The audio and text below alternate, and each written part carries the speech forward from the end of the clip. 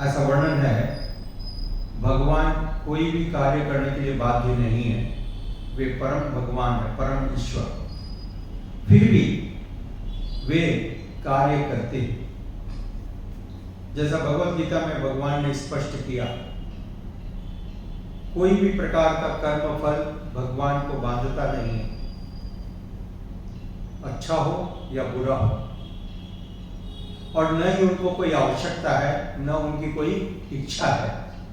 ठीक है, फिर भी वे कार्य करते हैं। क्यों?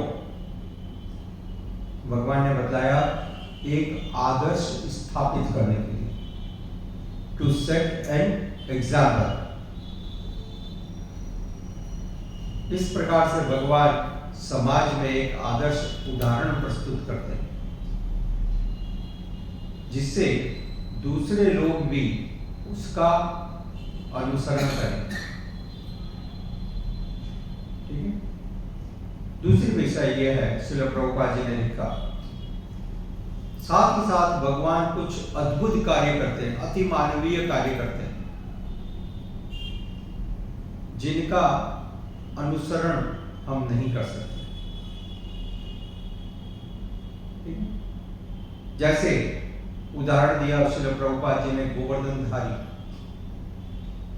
भगवान श्री कृष्ण ने गिरि गोवर्धन जी को धारण किया अपने बाएं हाथ की छोटी उंगली के नाखून पर। क्या कोई व्यक्ति कर सकता है? नहीं, भगवान कर सकते हैं, भगवान ने किया। तो भगवान कई अति मानवीय कार्य करते हैं, जैसे भगवान ने रासलीला रचाई,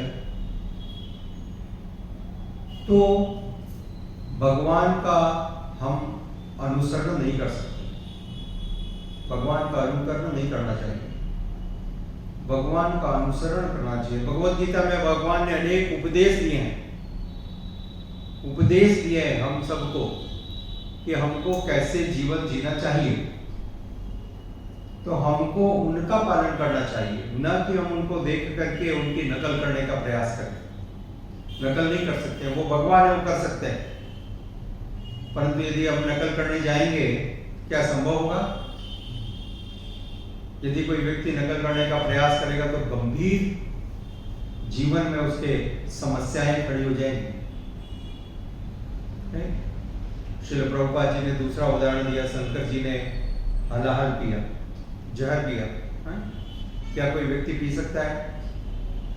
तो लोग जो शंकर जी का नकल करना चाहते हैं कि शंकर जी नशा करते हैं, शंकर जी धतूरा खाते हैं, हम भी धतूरा खाएंगे, तो फिर आधा क्यों करते हो? शंकर जी जहर भी पीते हैं, आप भी पीजिए। तो भगवान का और भगवान के ऐसे महान भक्तों का अनुकरण नहीं करना चाहिए, उनका अनुसरण करना चाहिए। अनुसरण यानी उनके जो उपदेश हैं, उन उपदेशों का पालन करना की आवश्यकता है। साथ ही साथ श्रील प्रभुपाद जी लिखते हैं, आचरण के द्वारा सिखाना, आज जिसका समाज में सबसे बड़ा अभाव है। लोग बहुत उपदेश देते हैं,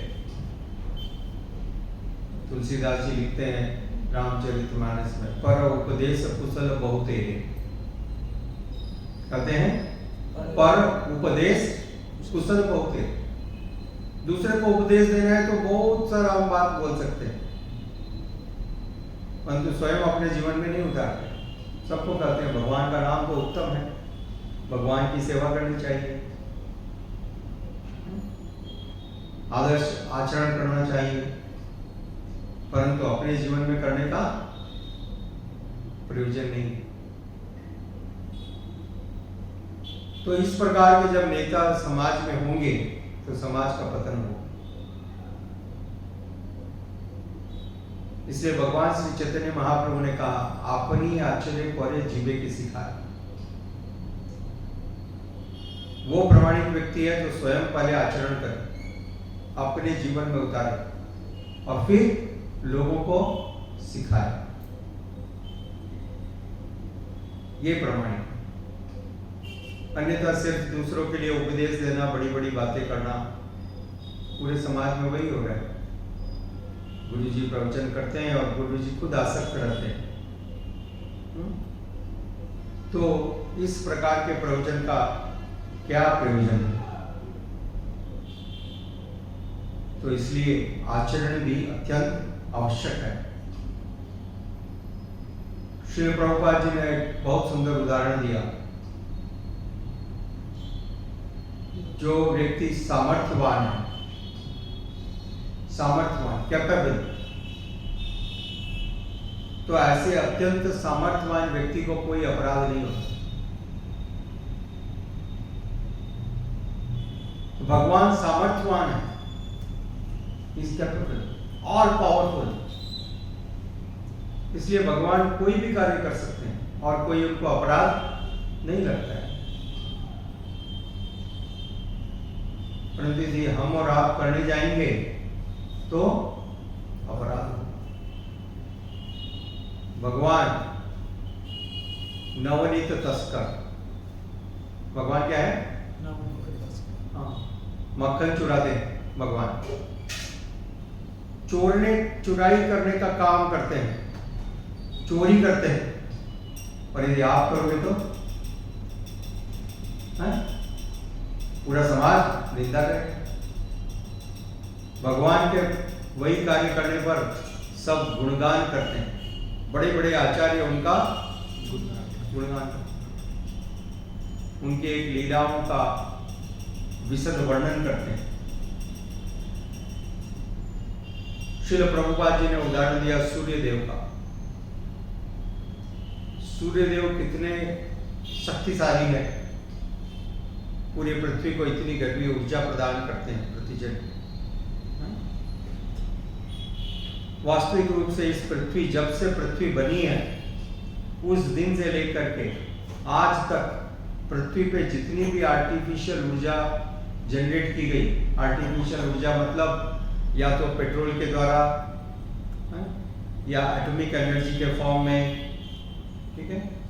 तो हम देखते हैं प्रतिदिन लोग इतना एनर्जी कंज्यूम करते हैं, इतने सारी लाखों करोड़ों लाइट्स जलती हैं, साउंड सिस्टम है, right, everything is running by power. So जितना भी पावर आज तक बना है पृथ्वी में, पहले दिन से लेकर के आज तक, ध्यान दीजिएगा, पहले दिन से आज तक जितना भी पावर जनरेट किया गया है, लाखों लाखों करोड़ों करोड़ों मेगावाट, ठीक है, ये सारे पावर को, आज तक के पावर को जोड़ दीजिए, फिर भी वो पावर, वो ऊर्जा सूर्य के द्वारा विकेंद्रित की गई 1 मिनट में जो ऊर्जा है उसका बराबरी नहीं कर सकती। All the power so far manufactured and consumed in this world as on today, from the day one, is not equivalent to the energy which the sun is emitting in 1 minute. 1 minute में सूर्य जितनी ऊर्जा को विकेंद्रित करते हैं, उतनी ऊर्जा हमने आज तक इतिहास में नहीं बनाई। तो इससे आप समझ सकते हो सूर्य कितने शक्तिशाली है। जय श्री जगन्नाथ बलदेव सुभद्रा माता की। तो ऐसे सूर्य देव सभी स्थानों से पानी को सोखते हैं। उदाहरण के तौर पर गंदे जगहों से भी जल को सोखते हैं। लोग खुले में शौच कर देते हैं, मूत्र त्याग कर देते हैं, और उसमें से भी जो जल है उसको सूर्यदेव ने ग्रहण कर लिया, एब्जॉर्ब कर लिया, सोख लिया। क्या सूर्यदेव अपवित्र हो गए? क्या वो अपवित्र हुए? नहीं। तो जो सामर्थ्यवान है, इस प्रकार के अनंत शक्ति वाले हैं,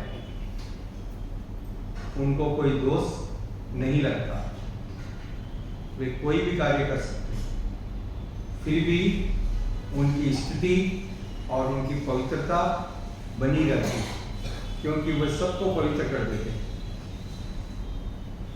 तो इसी प्रकार से भगवान परम है, परम सामर्थ्यवान, सब कुछ को पवित्र करते हैं और उन्हें कोई दोष नहीं लगता। परंतु एक बद्ध जीवात्मा, हम लोग यदि भगवान की नकल करें और इस प्रकार के कार्यों को करने जाएं, तो हम भयानक कर्म बंधनों में फंस जाएंगे। और दूसरा विषय जो श्रील प्रभुपाद जी ने स्पष्ट किया, भगवान पर किसी भी प्रकार का कर्म बंधन नहीं है। हम सब कर्म बंधन के कारण मजबूर हैं। We are bound. We are bound by the modes of nature and the laws of karma. परंतु भगवान इस प्रकार के किसी भी बंधन में नहीं है। भगवान जब भी कोई कार्य करते हैं, इसलिए उसको लीला कहते हैं। वो कार्य नहीं, वो लीला है। उनकी स्वेच्छा से संपन्न किया गया कार्य। और ऐसा कभी कभी लग सकता है कि भगवान कर्म बंधन के अंतर्गत कार्य कर रहे हैं, कर्म कांड का संपादन कर रहे हैं। जैसे जब भगवान श्री कृष्ण हस्तिनापुर से द्वारका की तरफ जा रहे थे, तो मार्ग में इतने सारे प्रदोषों का कल हमने वर्णन सुना कि भगवान पंजाब, राजस्थान, गुजरात होते हुए द्वारका को गए और प्रतिदिन हर दिन संध्या के समय वो उस विशेष गांव में जहां पर वो होते, वहां पर पड़ाव करते, वहां पर वो रुकते इवनिंग टाइम, और वो संध्या वंदन करके वहां पर विश्राम करते, गांव के लोगों के साथ, गांव के लोगों के ऊपर अपनी कृपा दृष्टि करते। तो वास्तविक रूप से संध्या वंदन का नियम भगवान के ऊपर लागू नहीं है। भगवान यदि चाहते तो शाम को भी यात्रा कर अपनी जारी रख सकते। तो उन्होंने ऐसा क्यों किया? उन्होंने ऐसा इसलिए किया कि अधिक लोग इसका लाभ ले सके। यदि भगवान किसी गांव में निवास करते हैं, विश्राम करते हैं, तो अधिकार उस गांव के सारे व्यक्तियों को, निवासियों को इतना ज़्यादा एक सुंदर मौका है भगवान की कृपा प्राप्त करने का। राइट? यदि भगवान सभी गांव से ऐसे यात्रा करते हुए निकल जाए तो कितना लाभ मिलेगा। And if he stays there at night, then whole village and nearby all the villages they will travel, they will come together for his darshan. भगवान के पवित्र दर्शनों के लिए, भगवान के पवित्र संग के लिए हजारों हजारों लाखों लाखों व्यक्ति जमा होंगे और सबका जीवन धन्य होगा। तो भगवान कर्म कांड के द्वारा बाध्य नहीं है, परंतु भगवान अपनी स्वेच्छा से इस प्रकार का आचरण करते हैं। और जो कम बुद्धि वाले लोग हैं वो ऐसा सोचते हैं कि भगवान भी औरों के समान कर्म बंधन के द्वारा, कर्म कांड के द्वारा प्रेरित है। परंतु भगवान कभी भी कर्म कांड के द्वारा प्रेरित नहीं होते। उन्हें किसी प्रकार के पुण्य कर्म को संपादन करके पुण्य को संचित करने की आवश्यकता नहीं है। भगवान उत्तम श्लोक है, भगवान उत्तम श्लोक है। उनके सारे कार्य श्रेष्ठ श्रेष्ठ श्लोकों द्वारा, ऋषि मुनियों के द्वारा वर्णन किए जाते हैं। इस ट्रांसलेट वो दिव्य है। तो भगवान का हम अनुकरण न करें, भगवान का अनुसरण करें। और भगवान किसी भी प्रकार के बंधन में बाध्य नहीं है, फिर भी भगवान ऐसा आचरण करते हैं जिससे लोग उनसे प्रेरणा प्राप्त करें। और हमको उनसे जीवन से प्रेरणा प्राप्त करनी चाहिए उनके उपदेशों के द्वारा, जैसे श्रीमद् भगवद गीता उनके उपदेश है। हरे कृष्णा। श्रील प्रभुपाद की जय।